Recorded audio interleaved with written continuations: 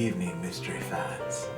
It's my privilege to bring to you a thrilling mystery masterpiece. Are you ready? The game is afoot, and somewhere a dog is barking. Or is it? Let us begin. Oh my, I'm so excited. I've got goosebumps. Yeah, he was dead all right. Shot in the chest. Still and cold, and nobody seemed to give a damn about it. Somebody should care when your number comes up. I guess I'll have to do.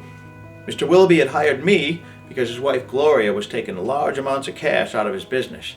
He had plenty, but his gorgeous doll on the side wanted her fair share too.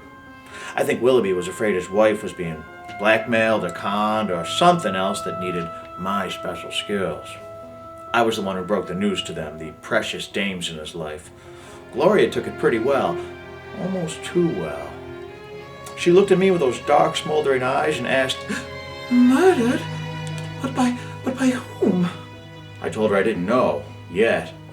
Then she surprised me.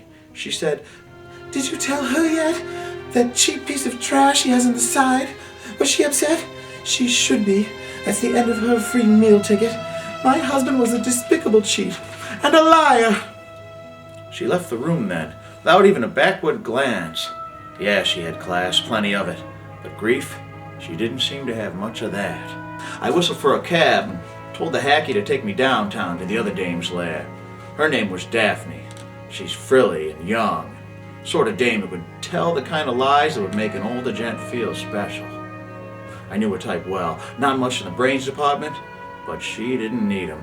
Frank's dead? Oh, you're putting me on.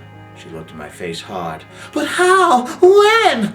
I told her it was murder, and she stared at me in disbelief. Murder? It ain't possible. Who would kill him? He didn't have any enemies. He was quiet and kind of dull. He was real respectable. Geez, what am I going to do now? Then she gave me a look that asked a question, and if my bank account hadn't crawled under a duck, I might have taken some time to consider it. But that ain't my style.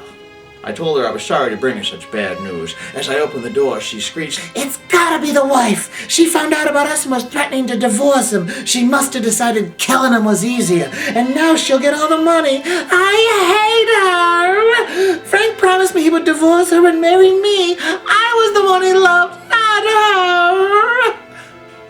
I hadn't had any luck finding out about the cash Gloria was taking out of the bank each month. I spoke with Walter Thompson, Frank's business partner. He was loud and mouthy and tried to throw me out of the office.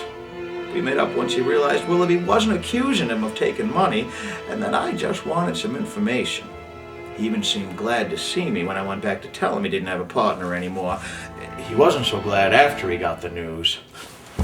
Isn't this exciting? I can't wait to find out more.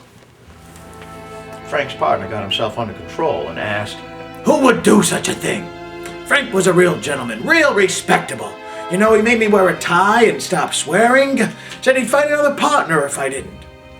We was just about to close a huge deal on a big new theater. We would have been on Easy Street. Frank was the brains of our business. I don't know if I can do it without him. I just don't know. I left him still wondering about that. The last person I had to see was Frank's secretary, a Miss Phyllis Winston. She talked through her nose and looked down at me like I was something the cat dragged in. Mr. Willoughby's appointments and correspondence are none of your business. I know the score, and you can't force me to talk. I know everything about Frank and his business, and it's totally confidential. I'll have to work a miracle to get the business out of this mess.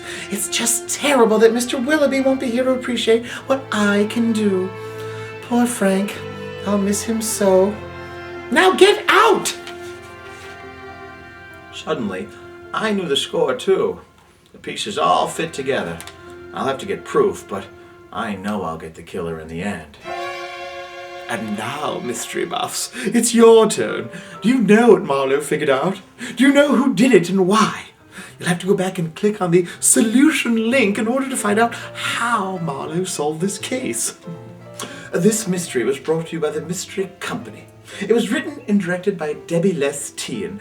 I'm your amazingly talented narrator, Gregory Nunn. This video is filmed by Ryan Turco of Wildbird Productions. Your phone number? make your own video. We humbly thank you.